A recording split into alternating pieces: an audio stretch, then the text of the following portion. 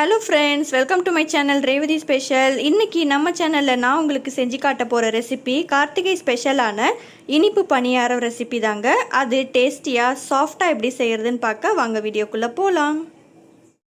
Karthigai special sweet பணியாரம் செய்யறதுக்கு 1 cup அளவுள்ள பச்சரிசி எடுத்துக்கலாம். இந்த பச்சரிசியை நான் 2 மணி நேரத்துக்கு முன்னாடி ஊற வச்சு எடுத்துர்க்கேன். இதை நம்ம மிக்ஸி ஜார்ல சேர்த்துக்கலாம். இது கூடவே 3/4 கப் அளவுள்ள தூள் சர்க்கரை நான் சேர்த்துக்கிறேன். நான் இன்னைக்கு தூள் சர்க்கரை எடுத்துக்கிறதுனால டைரக்டா சேர்த்துக்கிட்டேன். சப்போஸ் உங்களுக்கு வெல்லம் உருண்டை வெல்லமா இருந்துச்சுன்னா அதை பாகு போல காய்ச்சிட்டு கடைசியா சேர்த்துக்கோங்க. இப்போ இது கூட 3 அளவுள்ள ஏலக்காய் சேர்த்துக்கலாம். இது கூடவே 1/4 டீஸ்பூனுக்கு குறைவா உப்பு சேர்த்துக்கலாம். அடுத்தது 1 கப் அளவுள்ள துருவிய தேங்காய் சேர்த்துக்கலாம். எந்த கப்பில் நான் அரிசி அளந்தனோ அதே கப்பால் சர்க்கரையும் தேங்காயும் அளந்து எடுத்துக்கலாம். இதை இப்போ மிக்சியில் அரைச்சி எடுத்துக்கலாம்.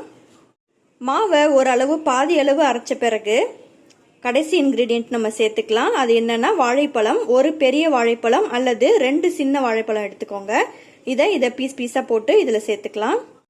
வாழைப்பழம் சேர்த்துட்டு நல்லா இதை ஸ்மூத்தாக அரைச்சி எடுத்துக்கோங்க. தண்ணி தேவைப்பட்டால் மட்டும் ஊற்றிக்கோங்க.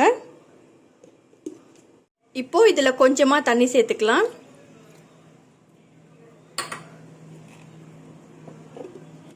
இப்போ மாவு நம்ம அரைச்சி எடுத்தாச்சு. மாவுடைய கன்சிஸ்டன்சி இது போல இருக்கணும். ரவை பதத்துக்கு இருக்கணும் நமக்கு. இப்போ இதை ஒரு பவுலுக்கு மாத்திக்கலாம். அரைச்சி எடுத்த மாவை பவுலுக்கு மாத்தியாச்சு. இப்போ இதை மூடி போட்டு ஒரு 1/2 மணி நேரம் ரெஸ்ட் பண்ண விட்டுறலாம். அப்பதான் நமக்கு பணியாரம் நல்லா சாஃப்டா கிடைக்கும். 1/2 அன் ஹவர் கழிச்சு மாவு நமக்கு நல்லா ஊறி வந்துடுச்சு. பணியாரம் செய்யறதுக்கு தயாரா இருக்கு. இப்போ நம்ம செய்ய ஆரம்பிக்கலாம். பணியாரம் செய்யறதுக்கு பணியார கல்லை ஹீட் பண்ணிட்டு இதுல நெய் விட்டுக்கலாம். எல்லாத்துலயும் நெய் போட்டு ஃபில்லப் பண்ணிக்கோங்க. இப்போ கல் ஹீட் ஆயிடுச்சு. நம்ம பணியாரத்தை மாவு எடுத்து ஊத்த ஆரம்பிக்கலாம். இது போல எல்லா குழியிலையும் பணியார மாவை ஊத்தியாச்சு. நெய்ல வெந்துகிட்டு இருக்கு.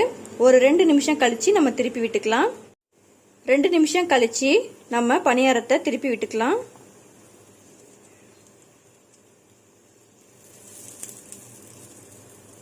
பணியாரத்தை எல்லா சைடும் நம்ம திருப்பி விட்டாச்சு. இது ஒரு 2 நிமிஷம் அல்லது 3 நிமிஷம் வேக விட்டுட்டு நம்ம எடுத்துக்கலாம். 2 நிமிஷம் கழிச்சு நம்மளுடைய பணியாரம் 2 சைடும் வெந்து வந்துடுச்சு. இப்போ நம்ம பிளேட்டுக்கு மாத்திக்கலாம். அவ்வளோதான் ஃப்ரெண்ட்ஸ், எல்லா மாவையும் நம்ம இது போல் இனிப்பு பணியாரமாக செஞ்சு எடுத்தாச்சு. நம்மளுடைய கார்த்திகை ஸ்பெஷலான இனிப்பு பணியாரம் ரொம்ப டேஸ்டியாக ரெடி ஆகிடுச்சிங்க. இது போல் நீங்களும் வீட்டில் கட்டாயம் ட்ரை பண்ணி பாருங்கள். எல்லாரும் விரும்பி சாப்பிடுவாங்க. ரெசிபி பிடிச்சிருந்ததுன்னா லைக் பண்ணுங்கள், ஷேர் பண்ணுங்கள். மறக்காமல் சேனலுக்கு சப்ஸ்கிரைப் பண்ணிக்கோங்க. இன்னொரு வீடியோவில் நம்ம சந்திப்போம். தேங்க்யூ.